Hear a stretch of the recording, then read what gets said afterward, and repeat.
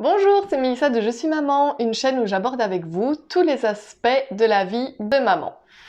Aujourd'hui, on se retrouve pour une nouvelle vidéo et je vais vous parler d'une méthode que j'ai adoptée il n'y a pas très longtemps. Une méthode que j'ai adoptée en commençant justement la gestion de mon budget, le système des enveloppes. Et il s'agit de la méthode Bisous. Alors, la méthode...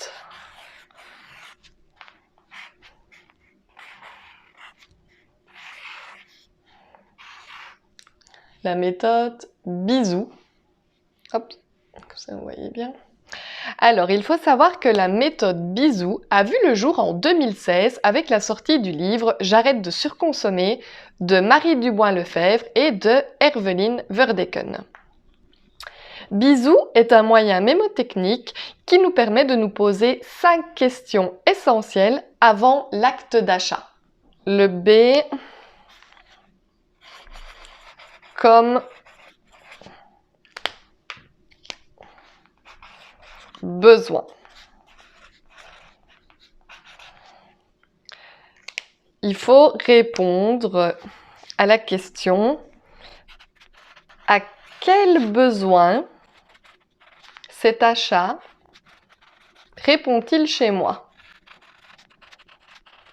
Donc voilà, la vraie question ici n'est pas de savoir si on a besoin de se l'acheter, mais plutôt de savoir à quel type de besoin ça répond en ma personne de m'acheter ce produit.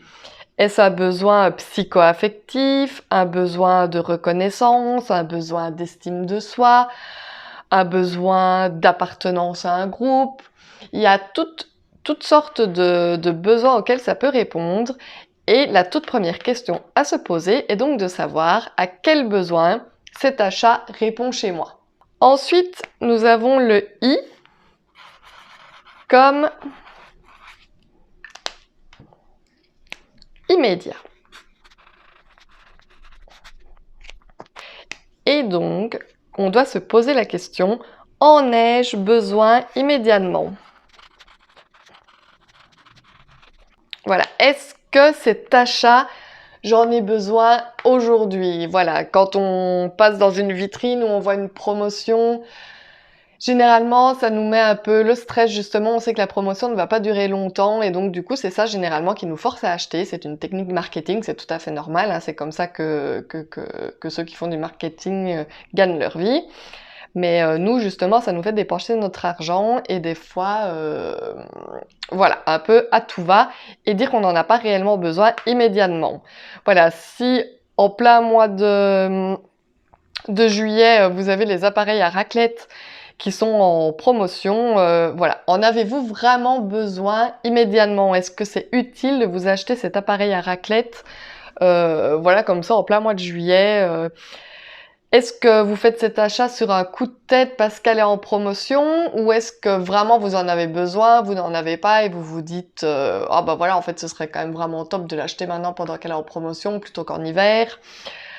Est-ce que vous pouvez attendre une quinzaine de jours avant de répondre à la question? Est-ce que vous devez immédiatement vous décider sur l'acte d'achat? C'est quelque chose auquel il faut penser aussi, il ne faut pas toujours se précipiter. Donc demandez-vous si vous avez vraiment besoin de cet achat tout de suite ou si cela peut attendre. Alors le S comme semblable. Et donc, ici, on doit répondre à la question « Ai-je chez moi quelque chose de semblable qui pourrait faire l'affaire ?» Voilà, pas toujours se précipiter d'acheter. Si vous avez déjà 15 paires de baskets et que vous en voyez encore une nouvelle, voilà, je sais que les filles, souvent, on est un peu accro aux chaussures, etc. Mais voilà, est-ce que vous n'avez pas déjà quelque chose de similaire chez vous qui pourrait vraiment remplacer cet achat plutôt que de l'acheter au final. Je pense à moi par exemple, moi j'adore les agendas. Alors j'avais l'habitude d'acheter 5-6 agendas pour une année, mais vous vous doutez bien que ce n'était pas très utile au final, parce que quand on en a un, je vais pas m'amuser à écrire dans 5 agendas différents les mêmes choses. Donc, est-ce que j'ai quelque chose de semblable chez moi qui pourrait faire l'affaire? Donc dans mon cas, avant d'acheter un nouvel agenda, me poser la question, est-ce que j'en ai un chez moi? Bah oui, j'en ai même déjà 2 ou 3. Donc non, il n'est pas question que j'achète cet article, parce que effectivement, j'ai quelque chose de semblable chez moi qui fera largement l'affaire. Donc on ne va pas faire cet achat ici aujourd'hui. Alors, le O comme origine. On va donc répondre tout simplement à la question « Quelle origine a ce produit ?» C'est quand même une question importante à se poser de nos jours, en tout cas je pense. Savoir où ce produit a été fabriqué. Est-ce qu'il a été fabriqué à l'autre bout du monde ? En quelle matière l'objet a-t-il été fabriqué? Est-ce une matière qui utilise beaucoup de ressources, qui fait beaucoup de pollution par son extraction et son exploitation, comme par exemple le pétrole ou le coton? Ce sont des questions intéressantes à se poser. Quels sont les impacts de ce produit sur ma santé? Ou encore, qui l'a fabriqué et dans quelles conditions? Est-ce que les personnes qui ont participé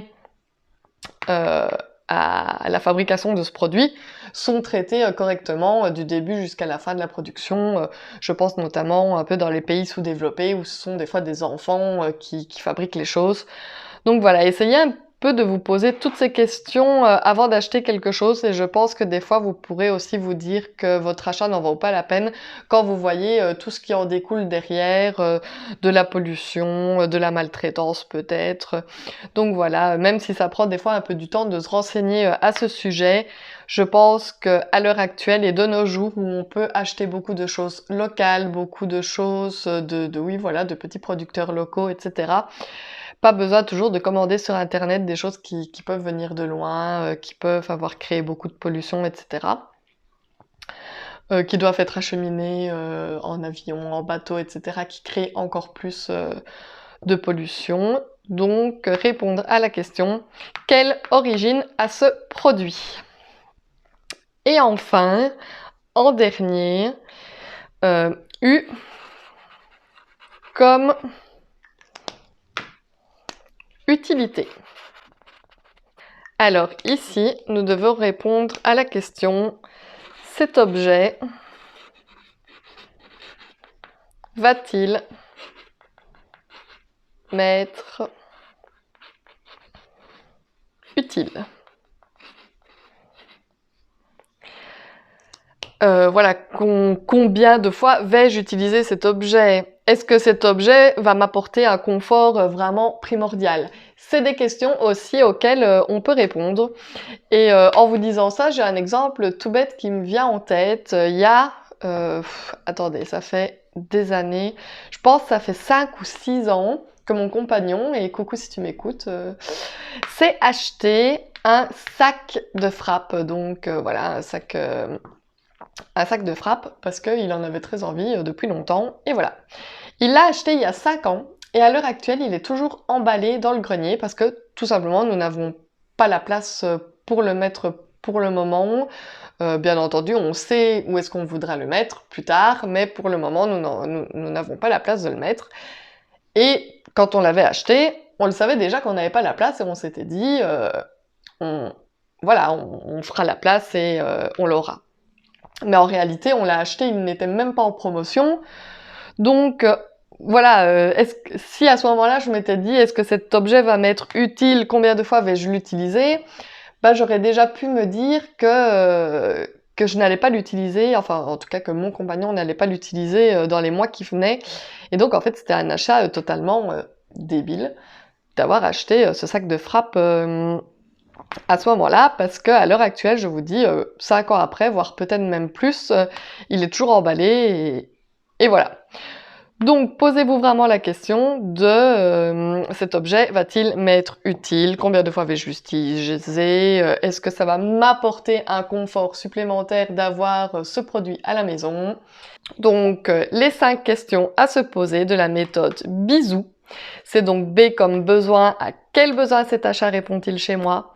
I comme immédiat, en ai-je besoin immédiatement? S comme semblable, ai-je chez moi quelque chose de semblable qui pourrait déjà faire l'affaire? O comme origine, donc de quelle origine a ce produit?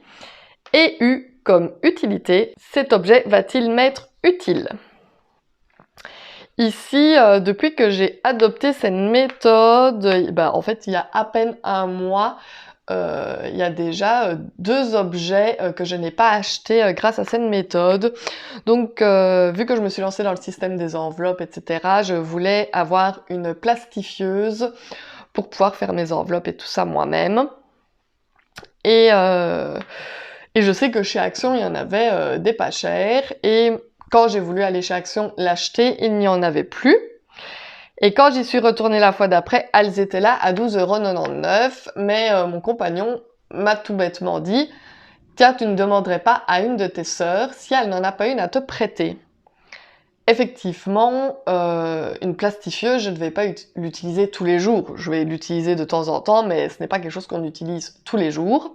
Donc, effectivement, j'ai demandé à une de mes sœurs qui en avait 2. Alors elle, justement, elle ne s'est pas posé la question ai-je quelque chose de semblable chez moi qui pourrait faire l'affaire quand elle s'est acheté sa deuxième plastifieuse? Mais bon, moi, en tout cas, ça fait bien mon affaire. Donc elle m'a dit, bien sûr, je peux te prêter ma deuxième plastifieuse, parce que de toute façon, j'en ai 2 et je vais pas utiliser les 2 en même temps.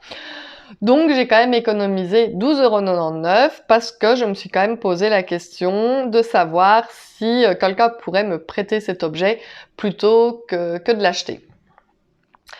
Et exactement dans le même principe, on voulait faire une fondue et donc je m'étais dit, on n'avait pas d'appareil à fondue, qu'on pourrait en acheter un. Et en fait, le papa de mon compagnon nous a prêté tout simplement son appareil à fondu. On lui a toujours pas rendu d'ailleurs, donc il faudrait que je pense à lui rendre.